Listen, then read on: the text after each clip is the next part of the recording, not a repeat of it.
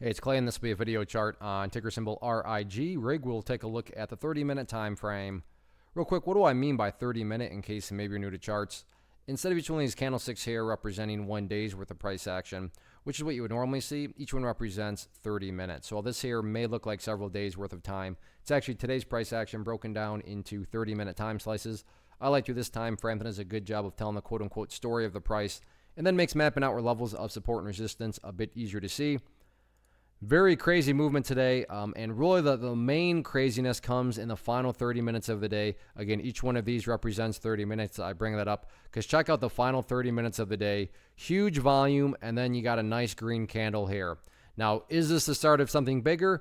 We can only wait and see, but the point here is that it's at least logical to question, hey, could this be the start of something bigger? Case in point, when the price looked like, I'm just kind of making that up. So when the price looked like that, would it make any sense to be like, oh, wow, it's looking like this could be the start of something bigger in the bullish direction? You would be totally justified to say, what are you talking about? It's a small green candle. It's not really doing anything. The volume isn't anything special. So in that situation, you would not be justified. It would not be rational to think that this could be the start of something bigger. But, that's not the case now. All of a sudden, volume has come surging in. Prices reacted nicely with it. So again, could this be a dud? Could this be a false positive? Yeah, absolutely. Maybe this is like the most anticlimactic thing ever. But my point here is it's at least a rational thing to throw out there. So with that being the case, if this is going to start to get bigger, let's actually just first take a step back and map out the level of support. And nothing fancy at all behind this other than the fact of the bleeding finally stopped today right down there at 445. So for that reason alone, that is why that would be considered the key level of of support, because that's just simply where the price, stopped bleeding. So 445. Now for the fun stuff, if this is the start of something bigger, where are some of these potential areas of resistance at? First key level of resistance going to be that former area of support right there at $4.65. And that's essentially where the price is currently struggling right now. And I say former area of support because this is just based on a foundational rule in charting, which states when former areas of support, which it was right there, are broken. You can see it was broken right there. They do tend to act as resistance. And then, yeah, you can see very clearly that level has been acting as resistance, including the final 30 minutes there. So that'll be public enemy number one. If the price can push up through that level, then the next key overarching level of resistance is going to be that purple line there, the 50-period moving average. And the price has not been up above that level for literally weeks now. So we'll see what happens with it. But I had no plans of doing this one at all. And then saw the final 30 minutes, saw that volume surge. And it's worth at least keeping an eye on. So let's see what happens with it.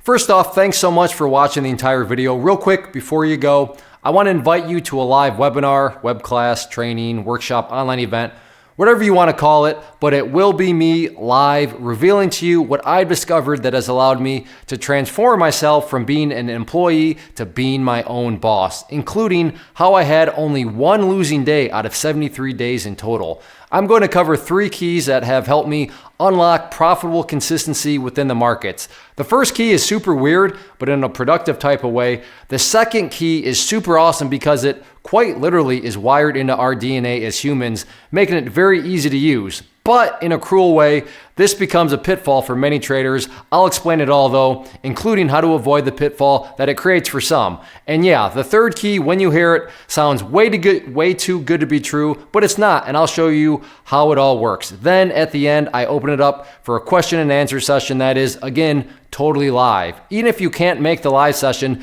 please still sign up as it will be recorded, and you can go back and watch the replay that I will send you.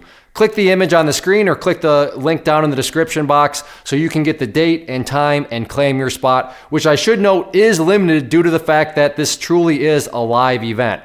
If you have any questions, let me know. If not, I'll be seeing you soon.